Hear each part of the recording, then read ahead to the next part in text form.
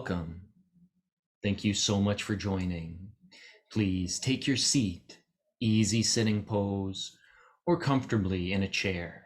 If we're seated in a chair, maybe just bring your back off that backrest so that our spine is supporting itself. Welcome. In today's video, I want to discuss Ojas, what it is, and more importantly, how we can cultivate this mysterious substance. So what is it? Well, to be perfectly honest with you, I'm not really sure. Because for me to tell you what I've simply read about Ojas would be kind of like telling you what one of the planets are like. I've never been there. I've never experienced it. So really it would just be listing off some facts that hopefully someone else has gotten right. Of course, when it comes to these planets of ours that surround us in our solar system, there have been many scientists probing these planets with various tools, so we have a better understanding about what they are, but no one's really been there. Yes, hello, thank you. And when it comes to yoga and teaching these yogic techniques, we really want to teach from experience. So I can teach these meditations, these techniques, because in my experience, I felt a very profound shift in my state, whether that's an energy state, a mental state, or whatever you want to call it.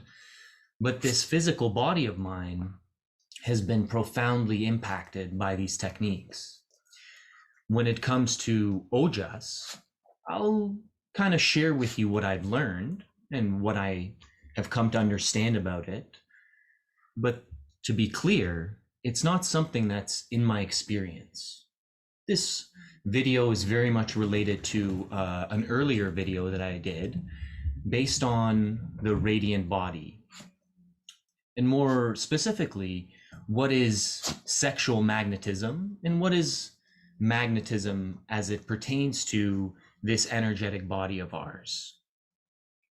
Because we are electromagnetic beings. So actually this concept of us becoming radiant and us helping to cultivate more of this, we'll call it a nectar. It's not really a physical substance, Ojas. They're very much related in the sense that radiance gives us that glow, that hue. And when someone is very radiant, when we notice them walking, they walk effortlessly, they speak gracefully. And so there's a very much a sense of ease that comes with being radiant. And Ojas, the way that I've heard it explained by a very prominent, we'll call him a yogi, teacher, mystic, by the name of Sadhguru, he says that Ojas is that lubricant of life, that it's not necessarily a physical substance, but it is a transitory state. So it is not quite physical. I don't want to take the words out of his mouth. The best is to simply listen to him explain it.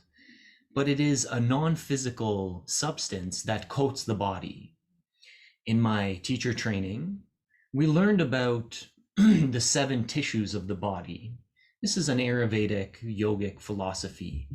And these 7 tissues range from the plasma, the blood, the muscle, the fat, the bone, the marrow, and then the reproductive juices of the body. And the way that it was explained to us is that when that reproductive bodily tissue is not used, so it is not expelled from the body, then over time, it is actually absorbed, reabsorbed in the body and converted. And through that conversion, part of that substance or nectar or liquid or energy that is released is this substance called Ojas. And it is understood that that liquid is helping to lubricate the body in whatever terms or sense that it needs that lubrication. So it is a healing substance that is not necessarily nourishing, but very much so helping to do something.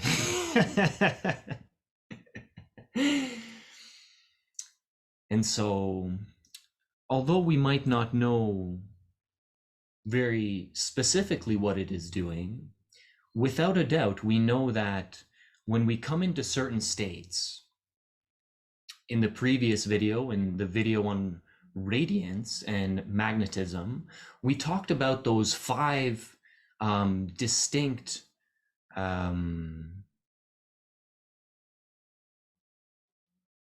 the five distinct areas of our life that can really bring us to a higher radiance, that really affect the major components of our lives that when we bring a little bit more awareness to, then we will slowly become more radiant as we address these five issues.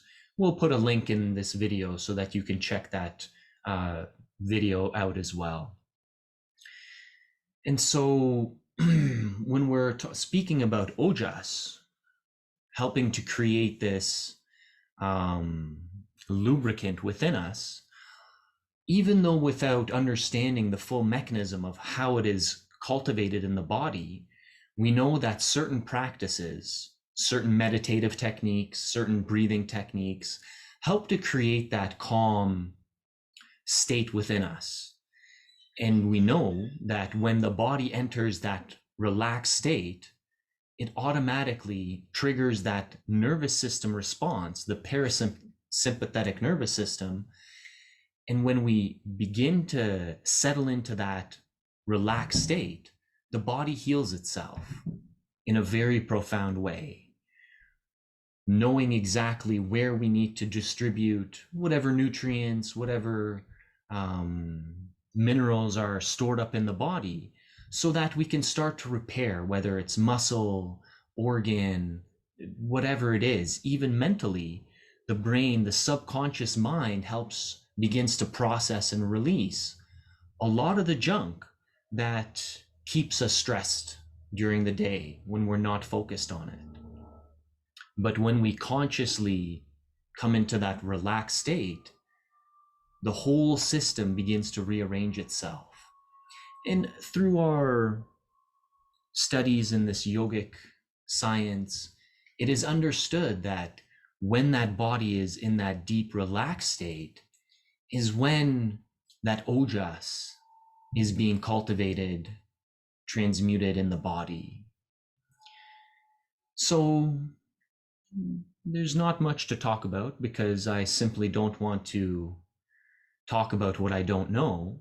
But more importantly, I want to share with you a beautiful meditation that helps to bring us into that state, that relaxed state, that helps to rejuvenate the nervous system and really the entire body. So let's check it out. The meditation is called Shabad Kriya. And Shabad Kriya is done with the hands simply folded together. The left palm will be on the bottom, the right on the top. And the thumb tips will be together. And the meditation involves a mantra with a specific breathing pattern. So the two mantras that we'll be using is Sa, Ta, Na, Ma. Sa means infinity, Ta, life, Na, death, Ma, rebirth. And so we're chanting these seed sounds silently, mentally in our head. We're not actually saying them out loud.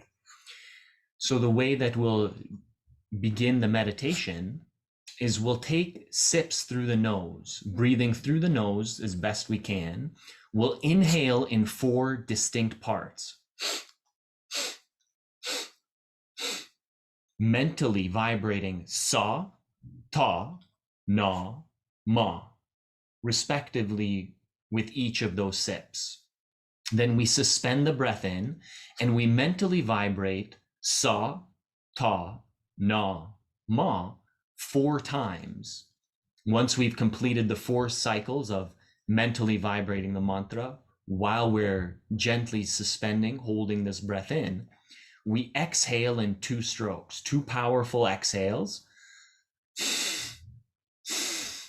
trying to keep them equal length, equal power.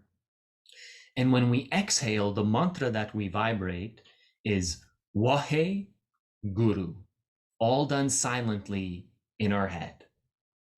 So, sa, ta, na, ma, as we inhale in 4 sips, suspend the breath in, mentally vibrate sa, ta, na, ma 4 times, and then through the nose, we exhale in 2 equal parts. Wahe Guru, mentally vibrating that with the 2 exhales. So bringing our hands, folding them into our lap, left is on the bottom, right is on top. These thumb tips will touch gently, thumbs is pointing away from us. And we're going to begin this meditation, just doing it for a few minutes, about 6 minutes, just to experience it, but we can do it for 31 minutes, 62 minutes. There's really no fixed limit on it because it's a very gentle, subtle way of strengthening that nervous system, balancing it, so it's not going to overload the body. The best way or the best time is said to do this meditation at night.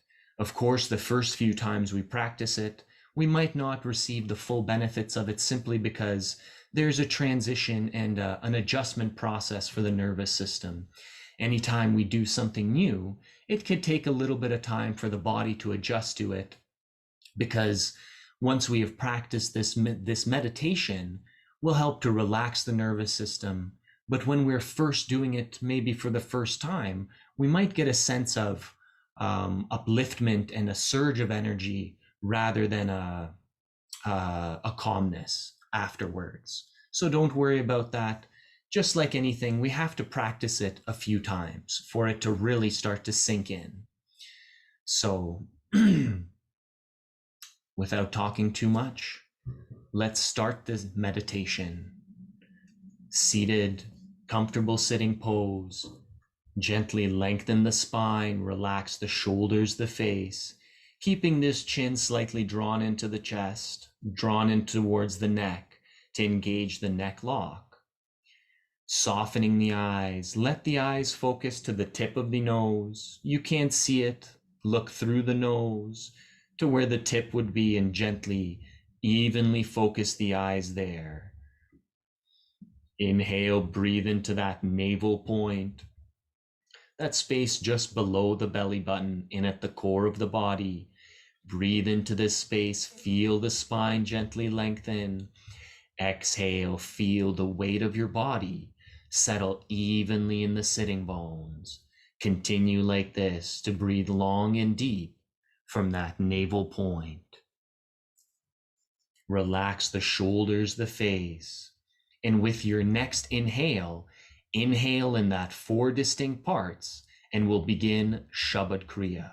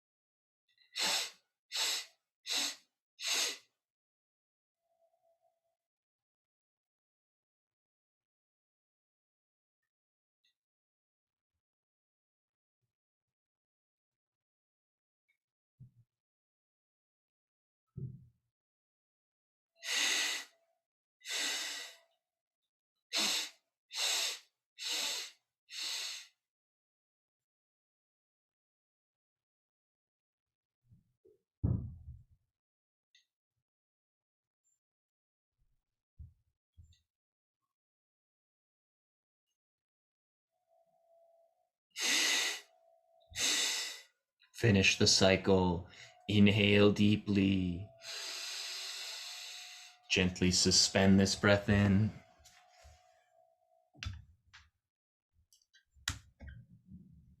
Exhale. Breathe consciously. Breathe long and deep from that navel point. Relax the shoulders, the face. Relax the eye focus. Let the eyes close down. Maybe focus to the brow point at the root of the nose. Relax the shoulders, the face, and just experience the effects of this meditation. If those legs are falling asleep, just extend the legs, shake them out gently. We don't want these legs to be numb. Take your time. Give yourself a few minutes to relax. Thank you so much for joining us and for practicing this meditation. May you have a wonderful evening, a lovely day, and may you continue to feel that peace within you, to practice these life-giving techniques, to release the stress and the tension within us, so that we can feel peaceful within, joyful, so that we can share that joyfulness, that love that we feel inside with all those around us, to slowly bring that world of peace onto this planet. Satnam. God bless you.